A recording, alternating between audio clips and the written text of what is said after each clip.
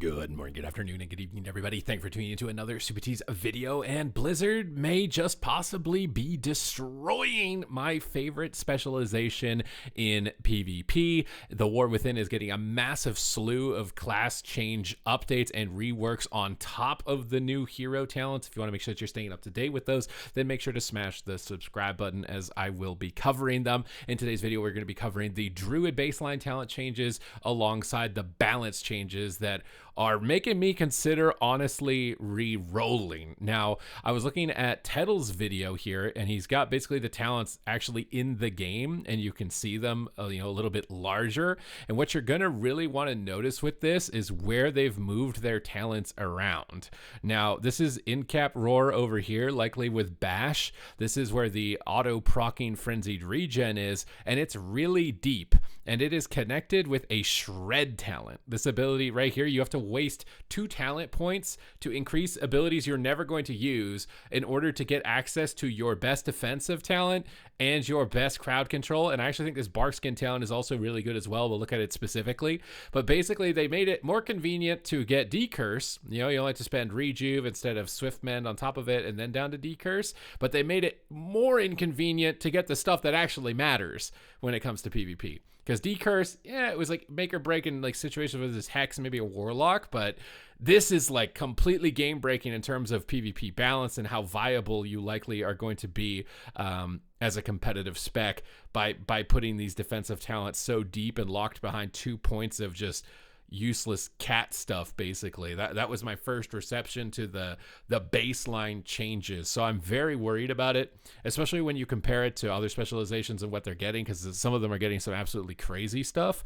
But let's look at some of the new abilities. They're going to be bringing in fluid form, which is shred and rake can be used in any form and shift you into cat form. Mangle can be used in any form and shifts you into bear form. Wrath and starfire shift you into moonkin form if known. So basically what you're going to want to do is replace your cat form shapeshift bind with shred, which again makes it really weird. Like you're probably going to need to make a macro, because otherwise it's too many keybinds.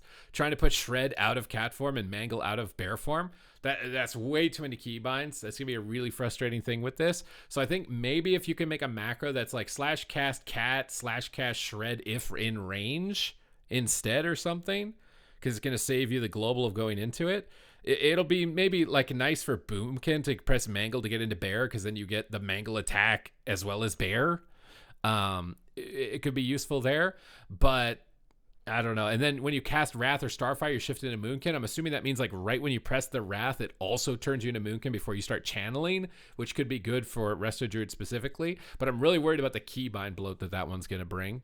Oak Skin is survival instincts and bark skin damage reduced by additional 10%. So that's that talent I was talking about that's deep right here. This bark skin talent that's locked behind a shred talent. That's really good. An extra 10% on bark skin. You're going to have to trade off like some massive thing on the right side oriented around damage or utility in order to get down to that. Instincts of the Claw. This is the one I was talking about that's useless. Shred, Brutal Slash, Swipe, Rake, Angle, and Thrasher is going to do 5 to 10% more damage. Lure of the Grove. Moonfire and Sunfire damage is increased by 5 to 10%. This is something that you might have to give up. That's this one over here in order to get that. That's a significant loss. Rejuvenation and Wild Growth Healing will also be increased by 3 to 5%.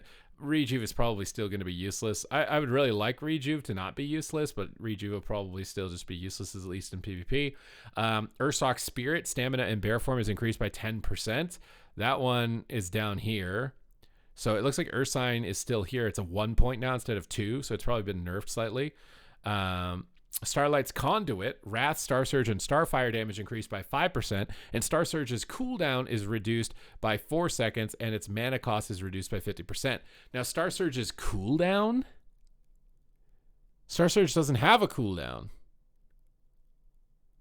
So what are they talking about? What is it? What is that? Star Surge's what expansion am I playing?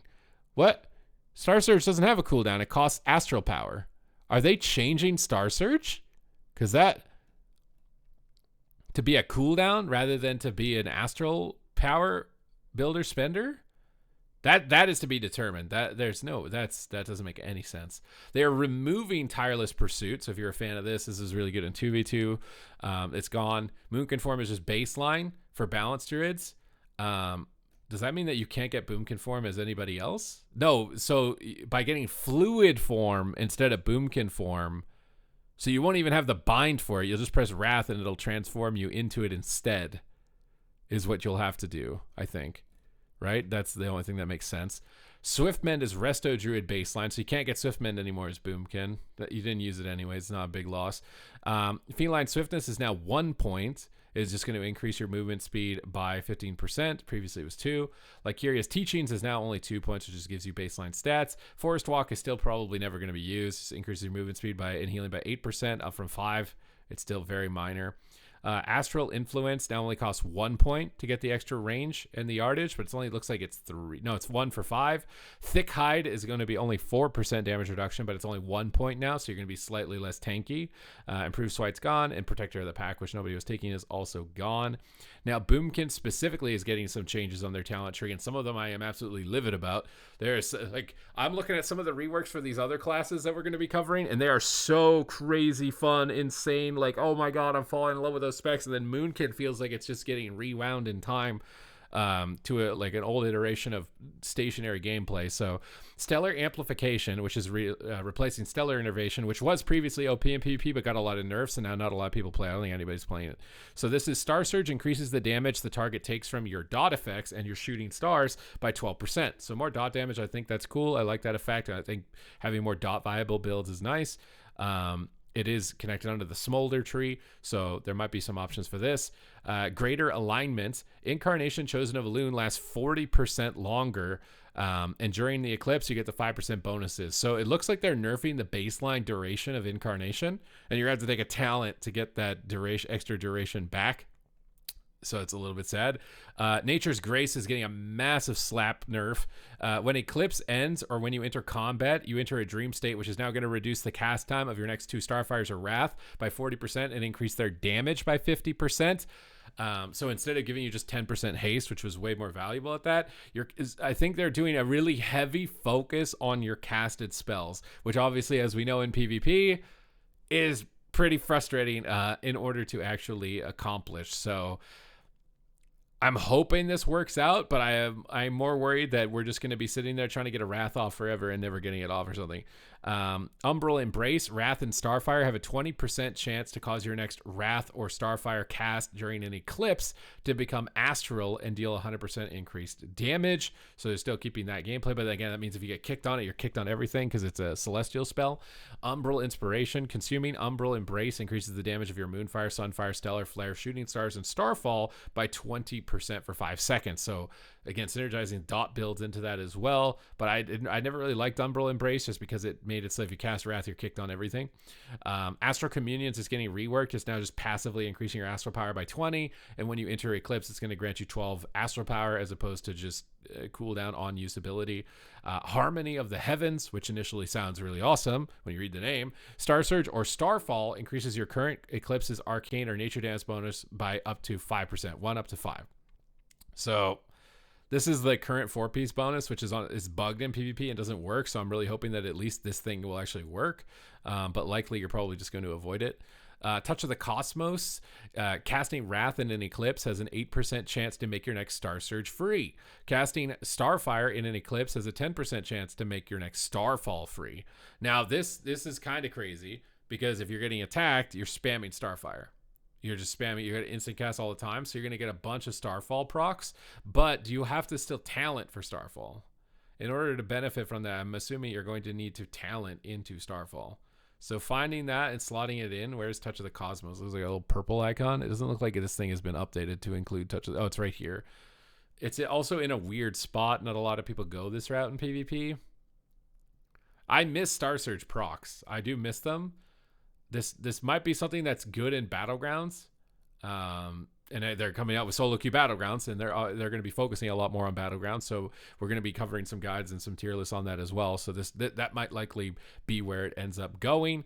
They did a bunch of just overall baseline changes. Lunar Shrapnel, Ethereal Kindling have swapped spots. Sundered Firmament. I still don't think you're going to take this, even if it's competing with Orbit Breaker. But actually, they're making where's the change for this? They're making Stellar Flare dispellable.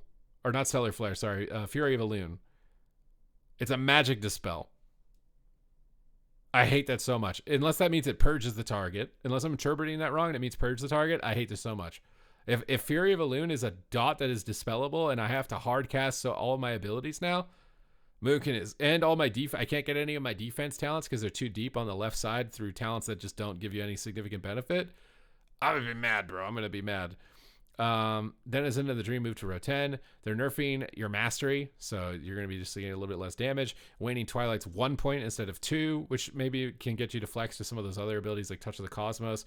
Wrath is getting a baseline buff, so I mean, Wrath might hit really hard. We might just be Wrath bots, just spamming out Wrath for all I know with these changes.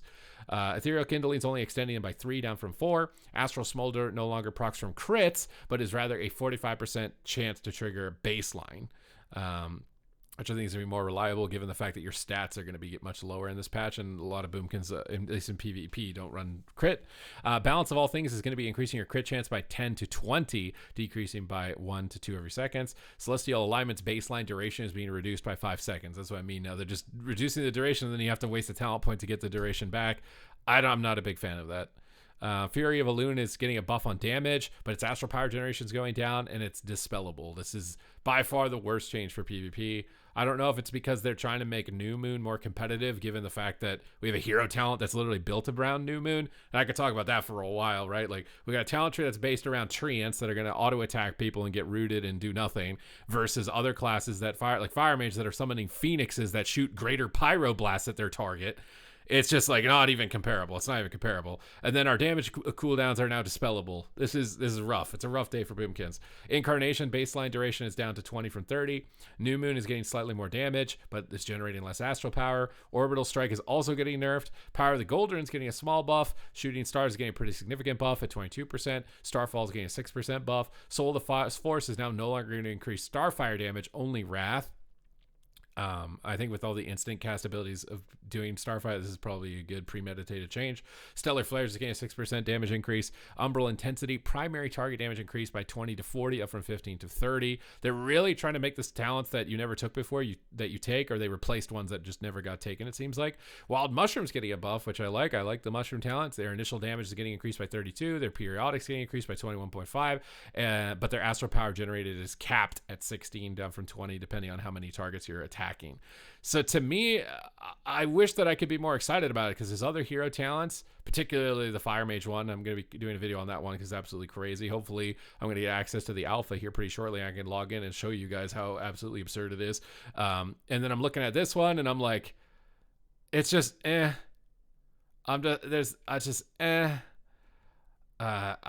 mean, maybe it's gonna be crazy in rated battlegrounds, and that's what's gonna make up for it. But I am really worried. I'm worried for Boomkin right now. But I just wanted to update you guys my thoughts on these first round of changes, because there is a lot of them to go through. So thank you very much. I hope that you guys enjoyed this update. Let me know what you think about it. Am I totally off base here? Does this actually sound good to you, to have Wrath being our primary source of damage, our hero talents being based around Full Moon and these auto-attacking trees? Or am I totally off base with this? But thank you very much for watching, and I will see you in the next one.